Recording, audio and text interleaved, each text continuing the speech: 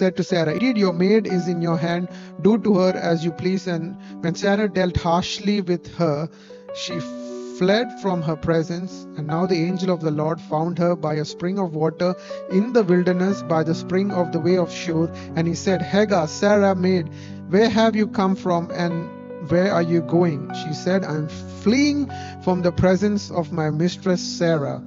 Then the angel of the Lord said to her, "Return to your mistress and submit yourself under her hands." 9-ാം വാക്യം നമ്മുടെ ദൂതൻ അവളോട് നിന്റെ യജമാനത്തിയുടെ അടുക്കൽ മടങ്ങിച്ചെന്ന് അവൾക്ക് കീഴടങ്ങിയിരിക്ക എന്ന് കൽപ്പിച്ചു. No fault of anybody. It's not Hagar's fault. Asked, she obeyed her mistress Sarah's commandment. ഇവിടെ നമ്മൾ കാണുന്നത് ഇത് ആരുടെയും തെറ്റല്ല. ഹാഗാർ എന്തെങ്കിലും തെറ്റ് ചെയ്തോ? ഹാഗാർ തന്റെ യജമാനത്തിയെ അനുസരിച്ചു, തന്റെ യജമാനെ അനുസരിച്ചു, ഒരു കുഞ്ഞിനെ അവൾ ഗർഭം ധരിച്ചു. അവിടെ നമ്മൾ അനുസരണമാണ് കാണുന്നത്. So you see obedience. But what happens later is that during that, as we read, that the pain, she was mistreated very badly by Sarah, and sometimes, and she decided to flee away, run away from the mistress.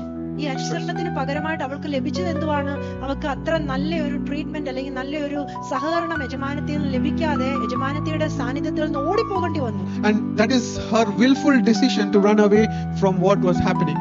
എന്തുകൊണ്ടെന്നാൽ അവൾക്ക് ആ ഒരു treatment സഹിക്കവയ്യാതെ അവൾ മനഃപൂർവ്വമായിട്ട് ഓടി രക്ഷപ്പെടുകയാണ്. Yes, that's what the Bible says. And what actually happens is, in the verse 9, the Lord is coming and telling her that you need to go back and submit to Sarah. ഇവിടെ നമ്മൾ കാണുന്നു, ദൈവം തന്നെ ഇറങ്ങി വന്ന് ഹാഗാറിനോട് പറയുകയാണ്, നീ തിരിച്ചു പോയി യജമാനത്തിക്ക് സമർപ്പിതയായി അല്ലെങ്കിൽ കീഴടങ്ങിയിരിക്കുക. So this is just trying to make you understand what submission will feel like. ഇത് നമ്മളെ മനസ്സിലാക്കി തരുന്ന എന്താണ് സമർപ്പണം അത്ര ഈസി ഉള്ള കാര്യമല്ല. It is not easy.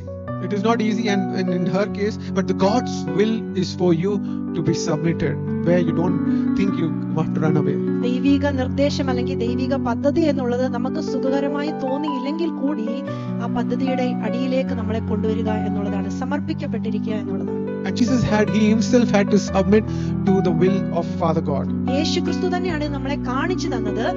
പിതാവിന്റെ പദ്ധതിക്കായിട്ട് യേശു തന്നെത്താൻ താഴ്ത്തി മനുഷ്യനായി ആ പദ്ധതിക്ക് വേണ്ടി കീഴടങ്ങിയിരിക്കുന്നത് നമ്മൾ കാണുന്നു. So if you take Luke 22 verse 42, ലൂക്കോസ് സുവിശേഷം 22:42 വാക്യം, and Jesus himself is saying, "Father, if you are willing, take this cup from me, yet not my will but yours be done." നമുക്കിവിടെ കാണാം, യേശു ക്രിസ്തുവിന് ഈ ക്രൂശ് എന്ന് പറയുന്നത് വളരെ സുഖകരമായ കാര്യമല്ലായിരുന്നു. യേശു ക്രിസ്തു പിതാവിനോട് പ്രാർത്ഥിക്കുന്നു, പിതാവേ, നിനക്ക് മനസ്സുണ്ടെങ്കിൽ ഈ പാനപാത്രം എങ്കിൽ നിന്ന് നീക്കണമേ, എങ്കിലും എന്റെ ഇഷ്ടമല്ല നിന്റെ ഇഷ്ടം തന്നെ ആകട്ടെ. Amen. So here you can see that his will and God's will having to make the choice. ഇവിടെ നമ്മൾ കാണുന്നു, യേശു ക്രിസ്തുവിന്റെ ഹിതം അല്ലെങ്കിൽ മാനുഷിക ഹിതം ദൈവിക ഹിതം രണ്ടുകൂടെ ക്ലാഷ് ആവുന്നത്. Hallelujah. And many a times the reason we are not able to progress into the higher realms is because this is where the enemy, as I said, the devil and the will put a clash in us and to make us distract from God's will. പലപ്പോഴും നമ്മുടെ ദൈവിക പദ്ധതികളിലേക്ക് അല്ലെങ്കിൽ ഉയരങ്ങളിലേക്ക് ദൈവം വെച്ചിരിക്കുന്നതിലേക്ക് കയറി പറ്റാത്തതിന്റെ കാര്യം എന്ന് പറയുന്നത് ഈ ദൈവിക ഹിതവും മാനുഷിക ഹിതവുമായിട്ട് ഒരു ക്ലാഷ് വരുന്നതാണ്. So in the case of Hagar, if she would have ran away, she would have gone wherever she went, and if God didn't intervene and tell that that whatever that promises was meant to be coming on to the big nations around them, it was all the plan of God that to take place.